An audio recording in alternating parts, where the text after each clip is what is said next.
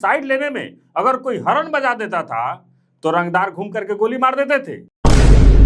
अभी हम लोग गाड़ी से नहीं उतर रहे थे, इतने डरे हुए थे। इन्होंने ज़बरदस्ती मुझे गाड़ी से निकाला और गाली गलौज किया और कहा कि तुम नहीं समझते हो कि तुम्हारी औकात क्या है।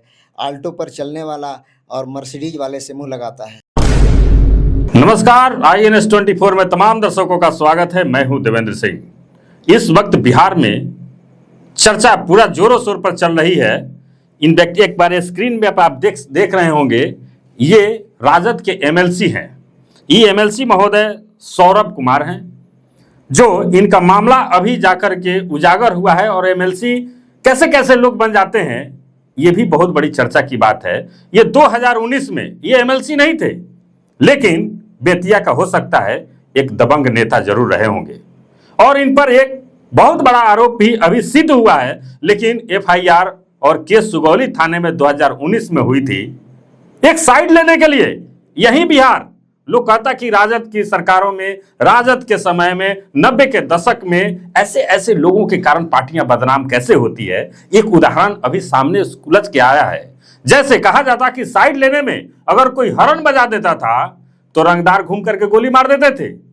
एक वैसे ही 2019 में यह घटना एक वकील साहब के साथ, वकील साहब हैं, अधिवक्ता हैं शमसुर रहमान खान, जो जा रहे थे अपनी अल्टो कार से और राष्ट्रीय मर्सिडीज से। ये MLC साहब अभी राजद के उस समय नहीं थे, उस समय मर्सिडीज से जा रहे थे और जाम लगी थी। और साइड लेने में जाकर के एक बाएं साइड में, रॉन्ग साइड में गाड़ी खड़ा कर देते हैं और वकील साहब उतरते हैं और कहते हैं कि भाई यहां क्यों लगा दिए।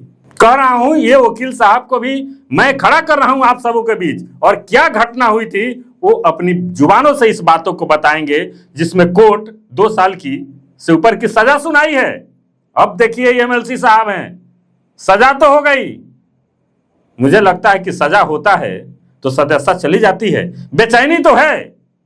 लेकिन अभी मैं कैसे कैसे घटना घटी है, मैं एक बार वकील साहब को बुलाऊंगा और वहां आ रहे हैं और आकर के उन सारी कैसे कैसे घटना घटी है वो सुरत अपने बातों से रखेंगे। आइए, ये हैं वकील साहब हैं, ये इन्हीं के साथ ये MLC साहब के साथ विवाद हुआ था। उस समय कैसे कैसे हुआ, देखिए कैसे कैसे लोग राजनीति में जाते हैं और MLC बन जाते हैं, सांसद बन जाते हैं। ये आप सबों के बीच जानना एक बहुत अहम बात है। जरूरी है कि लोग समझे कि क्या राजनीति में ऐसे लोग जाएंगे तो कैसे बिहार का विकास होगा, कैसे इस देश का विकास होगा। कैसे कैसे घटना आपके साथ घटी थी, बताइए। जी, हुआ ये था कि 1 नवंबर को मैं मोतिहारी से बेतिया जा रहा था। इसी क्रम में छपवा चौक पे पहले से जाम लगा हुआ था और तमाम लोग अपनी गाड़ी बाएं तरफ लगाकर खड़ी कर लिए थे, ताकि विपरीत दिशा से कोई गाड़ी आएगी तो उसको आसानी से निकल जाएगी और जाम जल्दी खुल जाएगा। लेकिन मोतिहारी के तरफ से एक मर्सिडीज गाड़ी से एक सज्जन आकर के गाड़ी लगा दिए राइट लेन में, जो उल्टी दिशा के लिए जो लेन है। और उसके बाद मैंने उनसे कहा कि सर इससे तो और जाम लग जाएगा आपके इधर गाड़ी लगाने से। और वो मुझे मेरी तरफ बहुत गुस्सैल नज़र से देखने लगे। मैं वापस अपनी गाड़ी पे चला आया और थोड़ी देर के बाद जाम खुला और मैं बेतिया छपवा चौक से आगे बढ़ गया। जैसे ही मैं आगे बढ़ता हूँ, यह अपनी गाड़ी से चेज करके और हमारी गाड़ी को टक्कर मारने की कोशिश किए और ये इस तरह की स्थिति पैदा किए ताकि हमारी गाड़ी गड्ढे में गिर जाए। ये जान लेने के प्रयास किए। मैं बहुत कोशिश किया बचने के लिए। उसके बाद मैं सोचा कि अब इनसे आगे उलझना ठीक नहीं है, ये आक्रामक हो गए हैं। इन्होंने सड़क के आगे गाड़ी आड़ा तिरछा करके लगा दिया और मेरा रास्ता रोक लिया।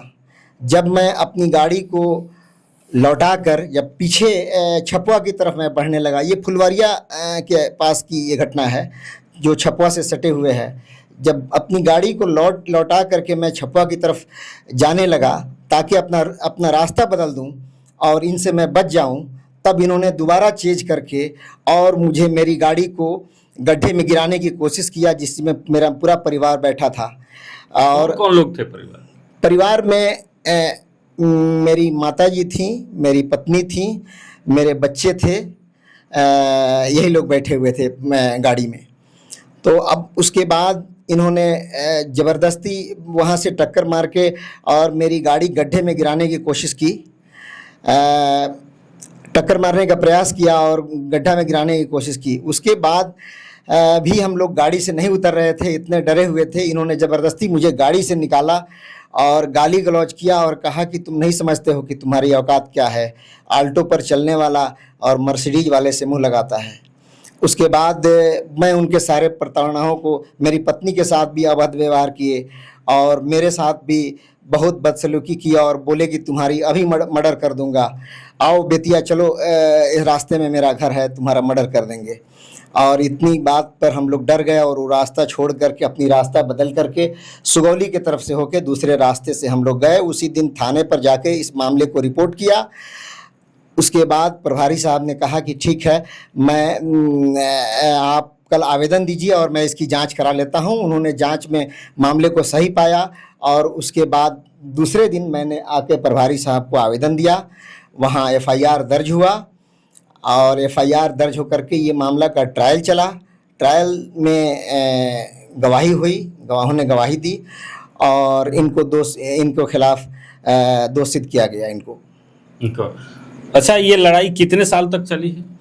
ये 2019 की घटना है और 2026 के 15 जून को न्यायालय द्वारा ये निर्णय दिया गया है। निर्णय क्या, सजा हुई है? जी, सजा हुई है इनको। कितने साल की? इनको 5 दफ़ाओं में सजा हुई है। सबसे अधिकतम दफ़ा में 2 साल की सज़ा है, अन्य दफ़ाओं में 1 साल और 6 महीने और इस तरह से करके सजा हुई है।